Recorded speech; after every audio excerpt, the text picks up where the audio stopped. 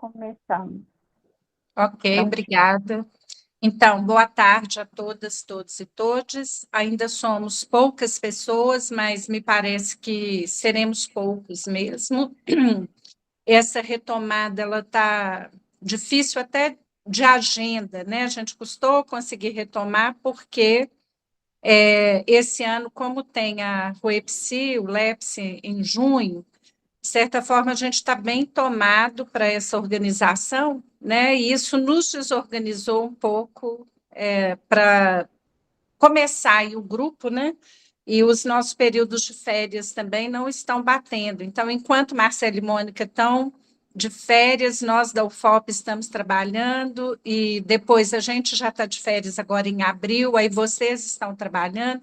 Então, foi muito difícil chegar a essa data hoje, né? Mesmo que tenham poucas pessoas, nós decidimos fazer o encontro, e a proposta é a gente discutir no primeiro tempo da reunião. Nós dividimos a reunião em dois tempos, exatamente porque nossas agendas estão bem complicadas, né? Então, no primeiro tempo, a gente vai ter a fala do Lucas, né? A apresentação do Lucas, com esse título Universidade de Psicanálise, Clínica, Instituição e Política. O Lucas Emanuel vai nos agraciar aí com a fala dele, né, sobre o excerto clínico. Foi um combinado do ano passado que a gente vai tentar experimentar esse ano. E ele deixou dois textos de referência, né, que a gente espera, então, que tenha dado para dar uma olhada, para ler os textos. A ideia é que o Lucas tenha, então, 30 minutos para apresentação e que a gente consiga conversar, né, nos outros 30 minutos. Em seguida, a gente entra no segundo tempo da reunião do LEPSI, que é uma questão mais específica do funcionamento e da organização do grupo nesse período, e talvez até no ano, se a gente tiver fôlego. Se não tiver, a gente divide mesmo, né, em semestres aí, para a gente poder ir pensando. A ideia, então, que na reunião aberta fiquem as pessoas que se sentirem à vontade, né, que são já membros do grupo e que podem contribuir aí com a nossa discussão. Então, Lucas, está pronto para a gente começar? Então, obrigada, e a apresentação do Lucas começa imediatamente, a palavra está com ele, então, e agradeço a todas e todos que conseguiram participar, né, que vão conseguir participar hoje aí com a gente. Olá, pessoal. Boa tarde. Me escutam bem?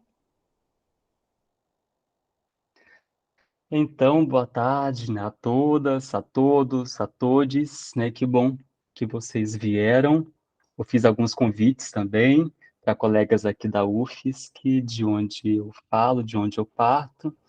Então, nós estamos, né, começando os trabalhos do Grupo de Estudos LEPS Minas, e a proposta, como a Margarete já mencionou, é compartilharmos algumas intervenções que envolvem a psicanálise e a educação, sobretudo as suas dimensões teórico-metodológicas. E, dentre a vastidão de possibilidades, né, nessa articulação, o recorte que farei será a psicanálise no ensino superior. Né? Por isso o título Universidade, Psicanálise, Clínica, Instituição e Política. Se nós formos fazer uma averiguação dos trabalhos realizados, né, a grande parte se encontra no âmbito da primeira infância, ensino fundamental, ensino médio, no trabalho de formação com os professores, nas reflexões teóricas entre psicanálise e universidade, e pouco sobre a praxis, a prática e a teoria na universidade. Então, assim, eu quero compartilhar, né, com vocês algumas notas da minha experiência como psicanalista em uma universidade, especificamente a Universidade Federal de Santa Catarina, do campus Curitibanos, que fica na região serrana do oeste catarinense. E essa imagem que eu fiz questão de colocar para vocês é de Curitibanos. Ela foi feita, registrada pelo olhar incrível do Gabriel Oliva, de um colega nosso, a quem agradeço, e é uma imagem do pôr do sol, né? E para nós o pôr do sol é muito significativo, né? Porque o pôr do sol é uma experiência entre, ainda não é uma coisa nem outra, nem dia e nem noite, né, entre dois significantes, o que convoca a emergência do sujeito do inconsciente. Né, o sujeito emerge justamente entre dois significantes. Então, a pergunta condutora desse meu compartilhamento será: o que pode a psicanálise na universidade? E aí eu vou fazer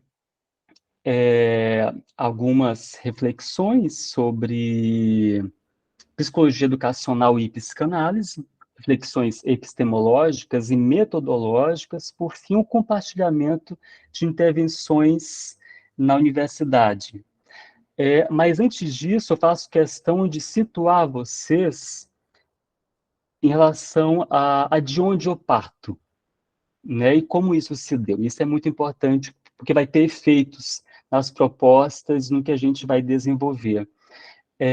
O campus Curitibanos, né, como coloquei, é um dos campi da UFSC, além de Araranguá, Blumenau, Curitibanos, né, Florianópolis, onde é a sede, e Joinville. Então, o campus Curitibanos, que fica no oeste catarinense, né, é o campus mais distante em relação à sede, que é Florianópolis. O campus Curitibanos é efeito do Programa de Apoio a Planos de Reestruturação e Expansão das Universidades Federais, o próprio REUNE, e faz parte de uma das ações integrantes do Plano de Desenvolvimento da Educação, o PDE, que tem como objetivos fundamentais o desenvolvimento econômico e social. E para subsidiar o próprio REUNE, foi instituída a Política Nacional de Assistência Estudantil, que é o PNAES. E a assistência estudantil tem os seguintes objetivos: democratizar as condições de permanência dos jovens na educação superior pública federal, minimizar os efeitos das desigualdades sociais e regionais na permanência e conclusão da educação superior, reduzir as taxas de retenção e evasão e contribuir para a promoção da inclusão social pela educação. Então, esses objetivos do PNAES nos convocam a pensar e a intervir de alguma forma. E é no programa de assistência estudantil, na própria PRAE, né, que geralmente fica o cargo de psicólogo educacional. Então, não existe um cargo para psicanalista na universidade, existe o cargo de psicólogo educacional, ou somente psicólogo, psicólogo clínico ou psicólogo organizacional. Então, nós somos convocados a responder a essas realidades, sobretudo a permanência estudantil. O que, para a psicanálise, a meu ver, diz respeito aos laços do sujeito com a universidade. Ou seja, trata-se de trabalhar justamente com o relacionamento entre o estudante sujeito e a universidade. E destaco aqui estudante sujeito, que não é meramente o indivíduo epistemológico, o cognoscente, mas o sujeito do inconsciente, do desejo. E a universidade, que é esse outro, esse grande outro aí do estudante. Então, a permanência é um relacionamento que implica em uma renovação do laço entre o estudante e a universidade, né? Como relacionamento, isso implica em um relaçar, né? Um refazer os laços continuamente. E quais laços, né, nós refazemos para essa permanência do estudante na universidade? Por exemplo, o subjetivo, né? Ou seja, qual a função psíquica da universidade para o sujeito? O quão de catexias libidinais o estudante faz na universidade? Faz ou não faz? O laço, o próprio laço institucional, né? Quais as condições de entrada, permanência e também saída, né? Que a universidade oferece aos estudantes. O laço pedagógico, dimensão crucial para a formação, né? O que diz respeito à relação professor-estudante, a dimensão pedagógica do ensino-aprendizagem, e também os laços sociais, econômicos, políticos, históricos, né, que põem em questão a que e a quem se destina a universidade. né? Estamos nos deparando aí que a inclusão dos estudantes negros, indígenas, provenientes de escola pública ou de renda baixa da universidade, pouco tem implicado em uma efetiva inclusão. Então, esses laços, né, com o vislumbre aí da permanência estudantil, nos convoca, né, a refazer continuamente esses laços junto com os estudantes. Então, nesse sentido, a psicanálise se põe a escutar o sujeito e, a partir disso, propõe intervenções e trabalha necessariamente junto com os diversos outros setores da universidade, né? Mas antes de apresentar a vocês os trabalhos realizados no campus Curitibanos, onde eu fiquei durante 4 anos da minha vida, atualmente eu estou e trabalho no campus Florianópolis. Então, antes de apresentar as intervenções propriamente dito, eu vou trazer algumas discussões epistemológicas que implica também em discussões metodológicas de trabalho. Uma questão fundamental, já que não existe o cargo para psicanalista na universidade, sim para psicólogo, psicologia não é psicanálise. Tem uma distinção aí. Então, a despeito do indivíduo consciente, cognoscente, cognitivo das psicologias, o psíquico para a psicanálise não se restringe ao consciente, mas o próprio consciente é efeito de uma dinâmica psíquica que é inconsciente e pulsional, ou seja, há um não saber e um indeterminado que opera no sujeito, a revelia da sua pretensão de ser senhor de sua própria morada, né, como diria Freud. E é isso que vai conduzir Freud a dizer que entre fantasia e realidade, o que se sacrifica não é a fantasia, e sim a realidade, né, que diz da forma do sujeito frente à série que é posta a ele, frente à cristalização da instituição, diz do seu modo de fazer circular a sua singularidade e se inscrever no laço social. Então, essa diferenciação entre psicologia e psicanálise já tem muitas implicações na praxis na universidade. E um outro ponto é a diferenciação entre psicologia educacional e psicanálise. Tanto uma como outra são múltiplas, né? Existem várias psicologias educacionais, também existem várias psicanálises. Mas, de modo geral, a psicologia educacional, na sua genealogia histórica, como se deu no Brasil, se mostrava adaptativa, higienista, biologizante, classificatória, por meio de uma prática baseada eminentemente em uma clínica médica, né, na qual se estabeleceu o que era anormal, reafirmando preconceitos, exclusões e desigualdades sociais. Assim também era a psicologia e também uma certa psicanálise. É fundamental que reconheçamos isso também.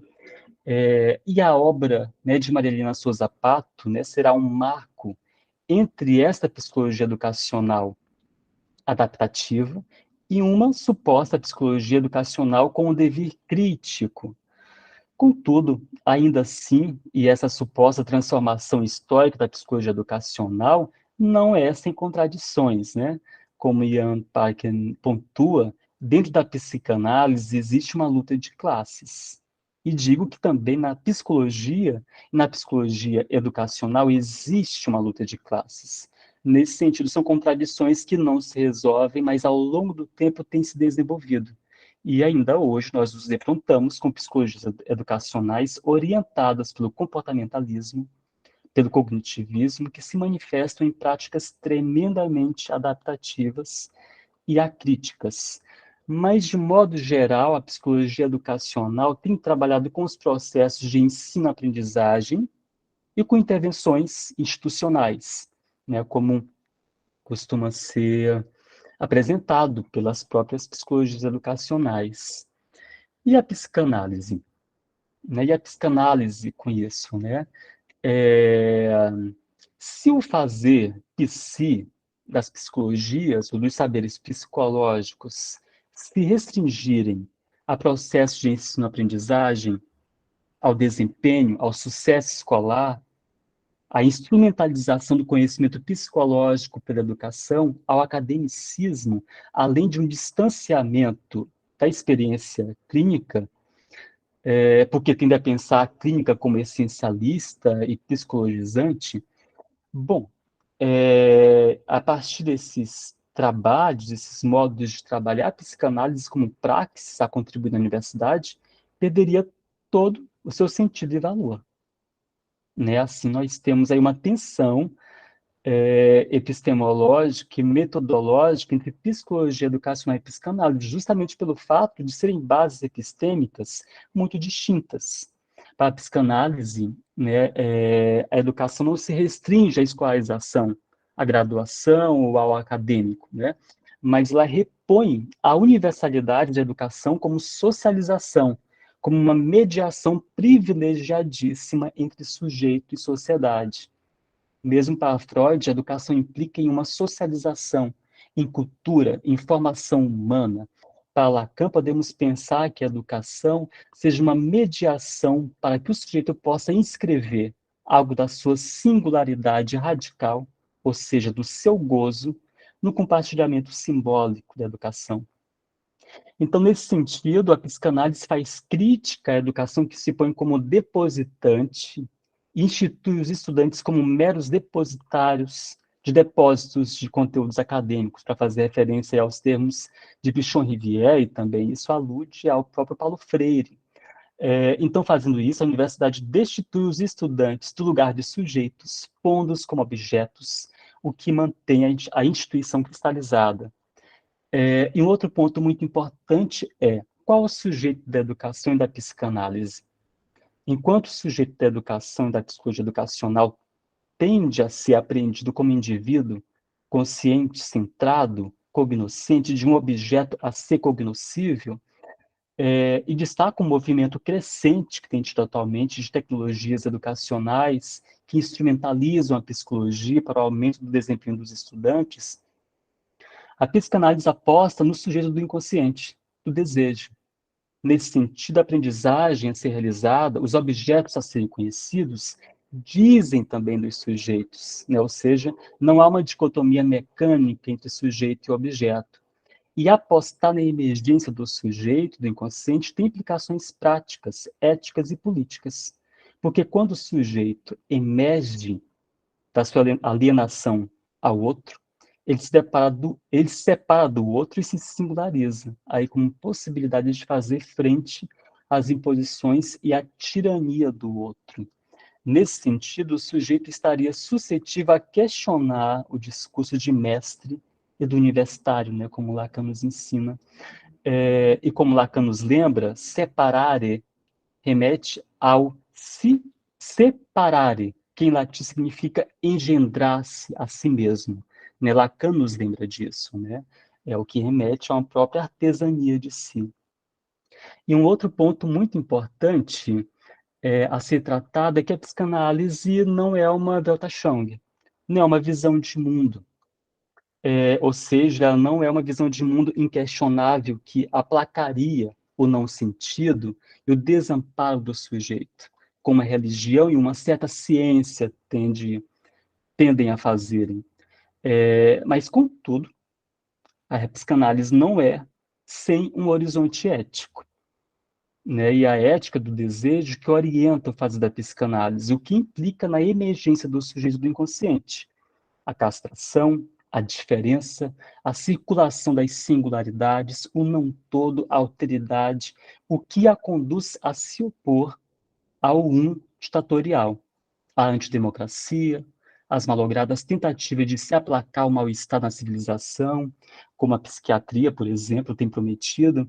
Então, nesse sentido, ainda que a psicanálise não tenha uma pretensão imediata de transformação social e fazer uma revolução, até porque nos defrontamos com profissões impossíveis, governar, educar, analisar, e Lacan acrescenta fazer desejar, a experiência psicanalítica, na medida que possibilita efeitos sujeito, ela tornaria mais suscetível o sujeito reconhecer o seu desejo e torná-lo, né, uma via possível para alguma transformação possível também. E um outro ponto a ser recolocado é a própria clínica, né? A crítica da psicologia educacional à experiência clínica repõe uma discussão que é muito importante e profunda, que é a tensão sujeito, sociedade, clínica, política. É reiterado e obstinado o discurso de que a psicologia educacional não faz clínica. Quando eu comecei a trabalhar no campus curitibanos, na universidade, me foi reiterado isso várias vezes. Você não vai fazer clínica, né? Aí eu, ué, né? O que que é clínica? Como é que se pensa em clínica aí? Nem a gente entende historicamente, né? Porque aconteceu uma apropriação ideológica da psicanálise, aí, por exemplo, feita por Arthur Ramos, por Durval Marcondes, né? Que tinha uma proposta higienista, biologizante, classificatória, e é uma crítica com a qual nós também fazemos coro, né? Contudo, essa psicanálise, além de não ser a única, é ideológica e não renova a radicalidade freudiana. Mas o que é clínica? Clínica, etimologicamente, ela é um ato de inclinar-se sobre o sujeito. Não se restringe à medicina ou às psicologias. O trabalho clínico se trata de escutar e acolher a fala do sujeito e o que fala no sujeito, a sua revelia. Então, o acolhimento para a psicanálise não se refere a recepcionar, dar orientações, confortar ou conciliar o sujeito com a instituição. É, eu tenho pensado, né, até então é algo a se discutir, a se desenvolver melhor, é, duas formas de acolhimento. O acolhimento do sujeito, né, que visaria, na universidade, no caso, né, colaborar para os processos de subjetivação, o que implica no acolhimento radical do resto não simbolizável que cai da fala do sujeito, e uma outra forma de acolhimento, que também é irrevogável e muito importante, que se articula com o acolhimento do sujeito para a psicanálise, eu faço esse recorte, que está referida às condições institucionais para a socialização das singularidades na universidade, né? Como, por exemplo, condições estruturais dos espaços físicos, currículo, bolsas, por exemplo, enfim. Há uma gama de possibilidades institucionais muito importantes para o acolhimento dos estudantes. Então, a partir da aposta de que há um sujeito naquele que fala, esse acolhimento que a psicanálise se proporia aponta para o gesto de acolher o resto, não simbolizável, que cai da fala do sujeito e devolver delicadamente esse resto a ele, convidando-o a falar do que lhe faz sofrer e a se posicionar frente a esse resto, né? Se posicionar subjetivamente como possibilidade aí de reinvenção de si. E o que se escuta na clínica, na universidade? Há uma universalidade na fala do sujeito, um elo que liga a todos nós. Há também uma particularidade histórica da sociedade e da universidade, e propriamente um singular do sujeito, que está referido aí ao modo como ele tensiona e subjetiva essa universalidade e a própria particularidade histórica e institucional, o que é propriamente o sintoma. Né? E eu trago essas dimensões a partir do pensamento hegeliano. E nessas dimensões que não se encontram dicotomizadas, mas elas se dão de um modo moebiano, né, como diria Lacan, são instâncias que estão transversalizadas por classe, raça, gênero e outros marcadores sociais. E um outro ponto, já que estamos falando em instituições, é a análise institucional. Então, eu vou a René Leroux, né, que traz contribuições muito importantes. Ele faz aí um diálogo com o marxismo e com a psicanálise, Ele vai dizer que a instituição está referida a um conjunto de sistemas de regras que determinam a vida dos indivíduos, dos grupos sociais e das formas sociais organizadas. E na experiência clínica dos estudantes sujeito, de modo individual ou em grupo, é possível escutar essas dimensões e essas instâncias, né, que Lurot traz. Por exemplo, o instituído, né, que faz referência aí o movimento que se dá do outro para si, ou seja, da instituição para os sujeitos. O outro é instituinte, né, de si para o outro, ou seja, como os sujeitos e os grupos se posicionam frente ao que é instituído pela instituição. E a dimensão aí institutivo, de si para si, referido à dinâmica interna dos sujeitos e propriamente dos grupos. E isso reafirma é, reflexões muito profundas da psicanálise, né? Quando ele vai dizer, por exemplo, que a psicologia individual é ao mesmo tempo psicologia social. Não há dicotomia. Eu também trago o Theodor Adorno, né, que é um autor que me inspira a pensar, e ele também parte de Freud e Marx. Adorno vai dizer o seguinte: quanto mais se mergulha nos fenômenos da individuação dos seres humanos, quanto mais irrestritamente se apreende o indivíduo em sua dinâmica e seu resguardo, tanto mais perto se chega àquilo que no indivíduo já não é propriamente individual. Nesse sentido, é completamente falsa a dicotomia sujeito-sociedade, portanto, clínica e política. Né? Então, algumas reflexões da psicologia educacional não se trata para a psicanálise, né, de se fazer uma escuta institucional somente, mas uma escuta do modo singular do sujeito subjetivar a instituição e a sociedade. Né? A fala do sujeito que sofre é uma denúncia, se põe como crítica social, questiona a própria universidade.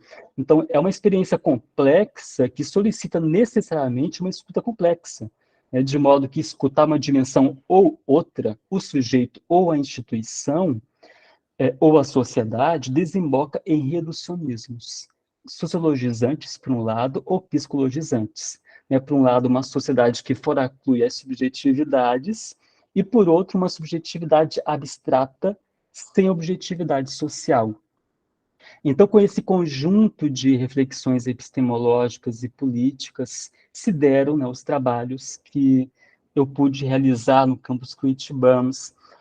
E quero destacar que comecei a trabalhar em 2018, em campos curitibanos, com a chegada de Bolsonaro na presidência do Brasil, o que teve implicações diretas na universidade pública, nos trabalhos críticos e também no sujeito Lucas, nesse que vos fala, né, que estava, né, numa região marcada pela guerra do contestado, né, um passado que não passa, né, que é uma região que se manifesta em colonialismos, racismo, machismos, conservadorismos e suas consequentes segregações, o que intensificou aí com o bolsonarismo. Então, isso teve uma implicação direta na universidade e, consequentemente, é, nas minhas propostas de intervenções. E como resistir a isso? Né? Como foi possível resistir a isso? Mas, antes de qualquer proposta de intervenção, eu parti da escuta.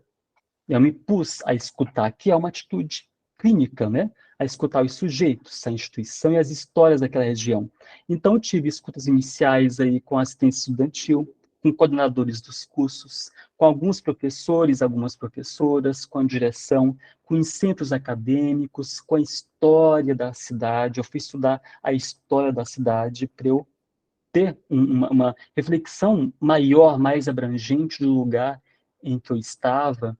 E o procedimento para essas escutas e para os trabalhos, eu tenho chamado de clínico institucional. Eu faço questão de fazer junto para justamente se pensar numa forma moebiana mesmo, sem dicotomias. Então, nós Trabalhamos com atendimento individual dos estudantes, né, que se tratava de acolher experiências de sofrimento e dificuldades universitárias. E era interessante, né, porque muitos estudantes chegavam nesse serviço que chamava psicologia educacional e perguntavam se eles tinham que falar apenas questões vinculadas à universidade.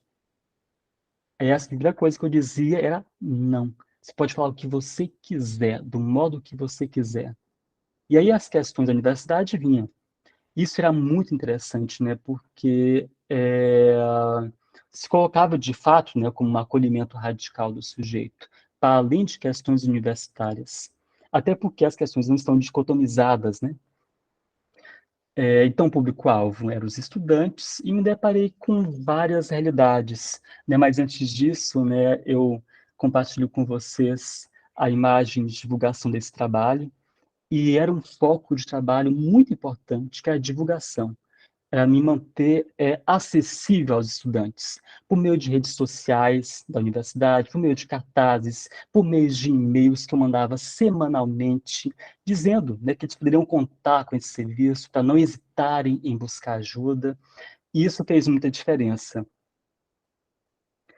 Então, me deparava com várias realidades, né? Eram estudantes com idades aí a partir de 17 anos, que estavam construindo a sua vida em uma outra cidade, separação da família, transições, ensino médio, ensino superior, adolescência, adulto, juventude, um sucateamento e vilipendiamento do serviço público e das universidades, conservadorismos, o próprio neoliberalismo na universidade, né, que engendra o fazer universitário, as competições, alta performance, relações com os professores e com os colegas, experiências amorosas e sexuais, dificuldades financeiras, solidão, o ser avaliado, a permanência e saída da universidade, violência, sobretudo machismo, LGBTQIA+, fobias e assédio, sofrimento psíquico, sobretudo ansiedade e depressão,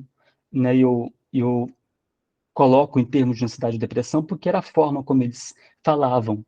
Lógico que na clínica, na escuta dos sujeitos, eram várias outras coisas, mas a queixa que chegava geralmente era ansiedade ou depressão, e também expectativas para o futuro. Esse é um ponto muito, muito importante que tem desencadeado muito sofrimento nos estudantes. Lucas, só para a gente regular um pouquinho o tempo, você já gastou Uhum. 40 minutos, tá? Sim, apesar que a gente começou um pouquinho depois, né? Enfim, eu não vou me debruçar então, eu vou passar rapidamente, né, nas intervenções, aí eu finalizo e a gente desenvolve no debate. Uma outra intervenção foi o Giro dos Afetos, que era um trabalho em grupo que eu fazia com os estudantes. Então, o individual, a gente oferecia até 6 atendimentos. Ele poderia seguir sendo acompanhado, de algum modo, por nós, a partir do Giro dos Afetos. Eu chamei de Giro dos Afetos, né, uma proposta aí que ela é inspirada num pensamento crítico ao colonialismo, né, tem um procedimento específico aí de se fazer.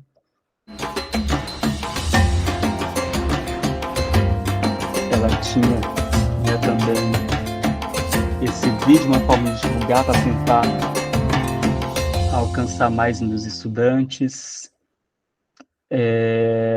Tem uma reflexão aí profunda da ideia de giro e também de gira, tem uma inspiração aí na Umbanda, né?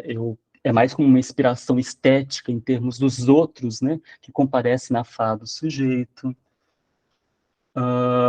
Uma outra intervenção que foi muito importante, eu chamei de praxis educacional, educação, subjetividade e sociedade, que é um trabalho com os professores e professoras. Então, essa era a forma de divulgação, e essa outra imagem foi uma das reuniões, um dos encontros que nós fizemos. Além disso, né, eu faço questão de recolocar isso, A psicanálise colocava também como uma crítica da sociedade, aí, né, de modo que se colocava em questão a que e a quem se destinava a universidade e a formação, né, que esses professores e professoras estavam aí operando, e isso tinha uma implicação determinante no fazer docente.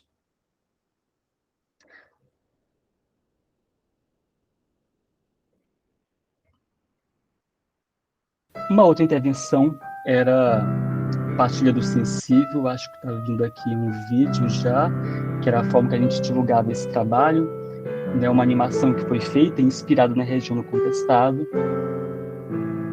e isso foi na época da pandemia, né, então tinha aí uma proposta de dizer um sim à vida, né, frente a tantas mortes.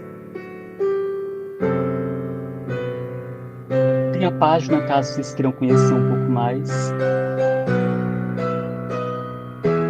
Então, esse projeto tinha o objetivo de... E a boia que se move, retrucando o tempo, aparta no rodeio, a solidão local, e além do animal, o que a razão quiser. Amada, me deu saudade. Então, esse projeto era mais uma forma dos sujeitos se colocarem, mais por meio estético. Então, a questão não era especificamente técnica, mas se colocar de um modo estético, seja um modo que for, né? Teatro, dança, música, performances em geral, vídeos, aqui algumas fotos de alguns momentos que fizemos. E um outro projeto de extensão também que tivemos foi o chamado Tropeiros Masculinidades em Debate. O machismo, como opera e é muito intenso nessa região e também na universidade, e também se colocava nos homens que eu atendia, que inclusive era muito interessante, porque era a minoria. A maioria eram mulheres e a minoria eram homens. E quando esses homens vinham com intenso sofrimento, vinham assim quase que no limite. E isso tem ligação também, né, com a masculinização desses homens. Algumas intervenções que fizemos, inclusive na Câmara dos Vereadores, a primeira vez na história da Câmara dos Vereadores que essa discussão foi posta.